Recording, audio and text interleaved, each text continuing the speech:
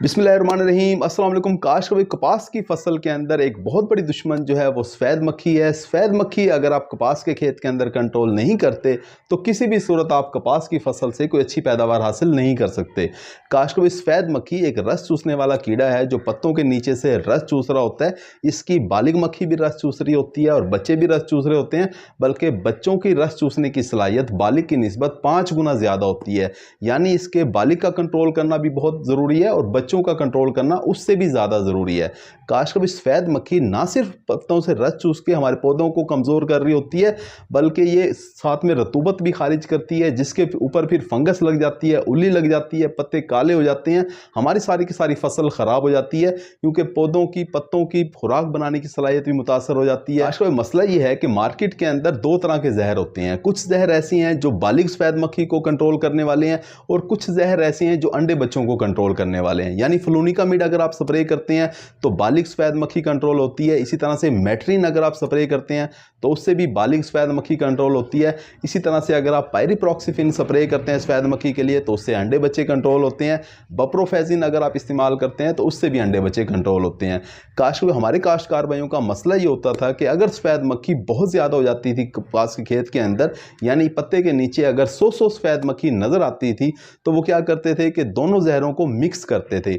बालिग सफ़ेद मक्खी वाला जहर बच्चों वाले जहर के साथ मिक्स करके स्प्रे करते थे, जिससे बालिग और बच्चों का बड़े ही अच्छे तरीके से उन्हें कंट्रोल हासिल हो रहा होता था, लेकिन मिक्स करने के अंदर उनका खर्चा बढ़ जाता था। काश कभी सफ़ेद मक्खी का स्प्रे उस वक्त किया जाता है जब एक पत्ते के पीछे 5 सफ़ेद मक्खी नजर आए। ऐसा नहीं है कि आप कपास के पौधे को आप हिला के देखें, उसके ऊपर अगर आपको 10, 15, 20, 25 सफ़ेद मक्खी उड़ती हुई नजर आई है तो आपके खेत के अंदर सफ़ेद मक्खी का हमला हो गया है। यानी आपने सफ़ेद मक्खी का स्प्रे उस वक्त करना है जब आपके फी पत्ता 5 हों। यानी एक पौधे के ऊपर अगर 20 पत्ते हैं तो उस 20 पत्तों का मतलब यह है कि जब तक उस पौधे के ऊपर 100 सफ़ेद मक्खी तादाद में 100 के बराबर नहीं होती उस वक्त आप सफ़ेद मक्खी का स्प्रे नहीं करेंगे। काश जैसे ही तादाद 5 फी पत्ता से बढ़ जाए तो आपको चाहिए कि आप सफ़ेद मक्खी का स्प्रे कर लें।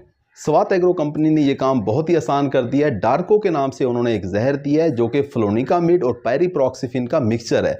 यानी ये ना सिर्फ बालिग सफ़ेद मक्खी को मारता है बल्कि अंडे बच्चों को भी बहुत ही अच्छे तरीके से कंट्रोल करता है। यानी एक ही जहर का स्प्रे करके आप मुकम्मल तौर पे अपने खेत के अंदर सफ़ेद मक्खी का कंट्रोल हासिल कर सकते हैं। ना सिर्फ बालिग सफ़ेद मक्खी कंट्रोल हो जाएगी बल्कि अंडे बच्चे भी सारे के सारे कंट्रोल हो जाएंगे। आपका खेत मुकम्मल तौर पर सफ़ेद मक्खी से साफ हो जाएगा। तो काश स्वात एग्रो कंपनी का डार्को अगर आप 250 मिलीलीटर फी एकड़ के हिसाब से 120 लीटर पानी के अंदर हल करके स्प्रे करवाते हैं शाम के वक्त तो सफ़ेद मक्खी आपके खेत से मुकम्मल तौर पे साफ हो जाएगी। और ये जहर ना सिर्फ सफ़ेद मक्खी को बहुत अच्छे तरीके से कंट्रोल करता है बल्कि सब्ज़ तेले को भी मुकम्मल तौर पे साफ कर देता है आपके खेत के अंदर। तो काश का भाइयों इस डार्को जहर का स्प्रे करके आप अपने खेत से सफ़ेद मक्खी और सब्ज़ तेला को मुकम्मल तौर पर साफ कर सकते हैं। उम्मीद है कि वीडियो आपको समझ आ गई होगी। अपना ख्याल रखिएगा। अल्लाह हाफिज़।